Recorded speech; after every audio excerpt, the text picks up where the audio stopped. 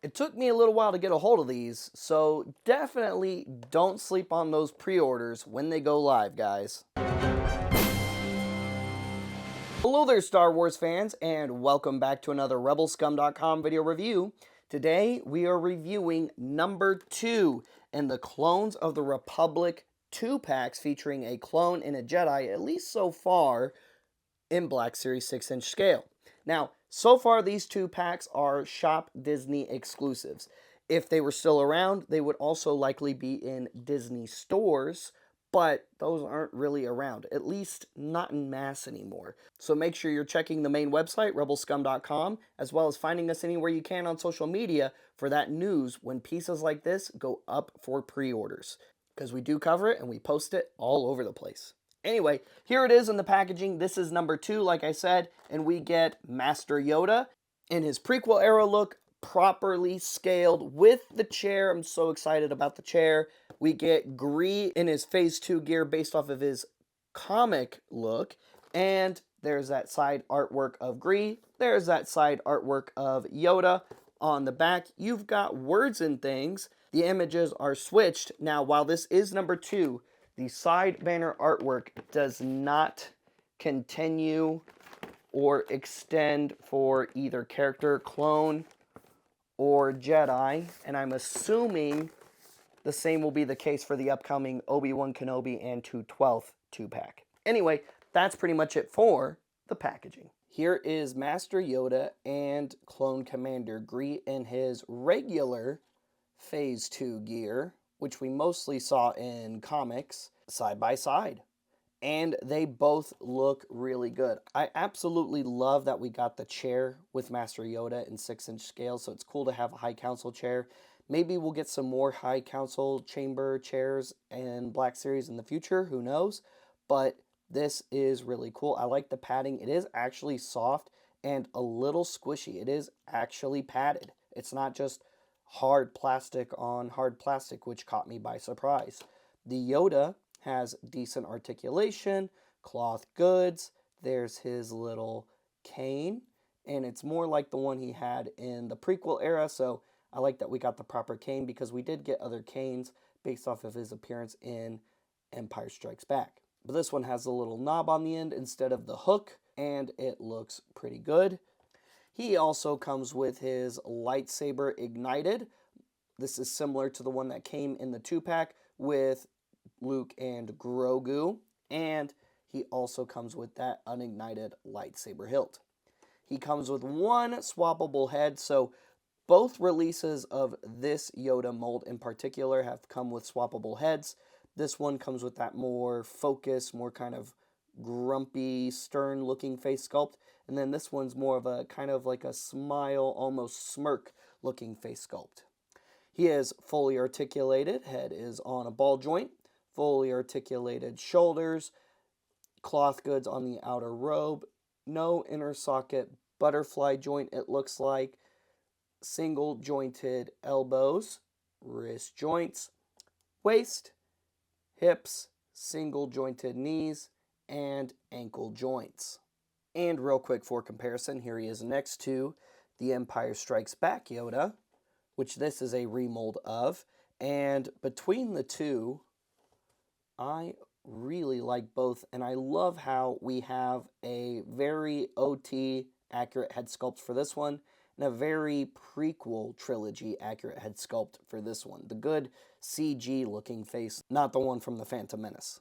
And also for comparison, here he is on Yoda, who's been juicing. He's been taking some extra midichlorians because this Yoda is just too big. Canonically, he's supposed to be about 25 inches tall. And here's Gree here, for example. And as you can see, one of these looks a lot closer to 25 inches by comparison than the other, who comes all the way up to Gree's hips almost. This Yoda is really tall for a Yoda. Not that it's not a good figure or doesn't have good articulation, he's just wasn't proper scale. And for clarification, this is the Phase 2 / Archive / 40th ESB mold, and specifically this is the Archive / 40th ESB version because of the face sculpt. All right, now for our latest clone. Phase 2 Clone Commander Gree in his regular white and green color scheme. Gree is the commander of the 41st Elite Corps, and I always find it funny that he's always associated with Yoda, mostly because of Revenge of the Sith. And that's because of this version of Gree right here. So here is Gree in his Revenge of the Sith Battle of Kashyyyk armor, similar to his regular Phase 2 kit. This kit we mostly just saw in comic. As far as this color scheme goes on screen, we only really saw it in his Phase 1 armor with this color scheme. So I think it's pretty cool that Gree even had a Phase 2 armor set in this colorway as well. Now, the misconception is the fact that Gree goes with Yoda, because he's often paired with Yoda or seen with Yoda, right? Because he was with Yoda in Revenge of the Sith. However, Gree actually falls under the command of Luminara Unduli, not necessarily Yoda. I mean, he falls under Yoda's command by default because Yoda's a general in the Grand Army of the Republic, and he also outranks the other Jedi Masters because he's a Grand Master in the Jedi Order, but technically Gree goes with Luminara, not Yoda. Now, that's not to say that Yoda is a bad pairing to go with Gree, but we don't have a Luminara Unduli in Black Series 6-inch scale at the moment. So for now, packaging in with Yoda makes sense. Now, another common misconception about this character, because we don't actually have any clones to go with him. Clone Commander Gree leads the 41st Elite Corps, not the 442nd. Now, over the years, I have even made the mistake of thinking Gree was in charge of the 442nd because they're green, he's green. Makes sense, right? Wrong.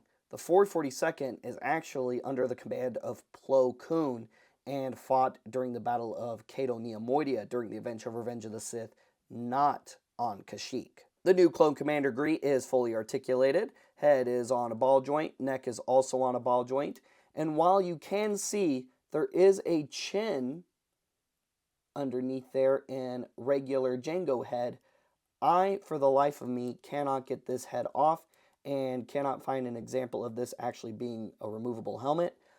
I feel like he was supposed to have a removable helmet when he initially got announced, and maybe I just crossed over from the timeline where Hasbro did it without a removable helmet, or maybe mine's just really stuck on there. I don't know. I don't want to damage it. All I know is there is a skin tone head sculpt underneath there. The Phase 4 mold does have a head sculpt and has the whole time, even on versions of clones, for example, that have no skin tone head sculpt underneath their helmet where it's attached, but this one does for some reason. So I don't know why Hasbro went to the trouble of casting this in the skin tone plastic if they weren't going to make this helmet removable, especially since we know what Gree's face looks like. Shoulders can do a full 360. The shoulder pad articulates independent of the shoulder. Butterfly joints, upper bicep, single jointed elbows, wrist joints, upper waist, hips, inner thigh socket, single jointed knees, and ankle joints. And that's pretty much it for articulation. Overall, despite Yoda not being Gree's direct commander, this was, in my opinion, a pretty awesome 2-pack. What's a future Jedi and Clone Trooper pairing you hope to see in Black Series 6-inch scale in the near future? Let me know in the comments down below. And which one of these 2-packs is your favorite so far? Is it Yoda and Gree, Mace and the 187th, or even the upcoming Obi-Wan Kenobi and 212th repack?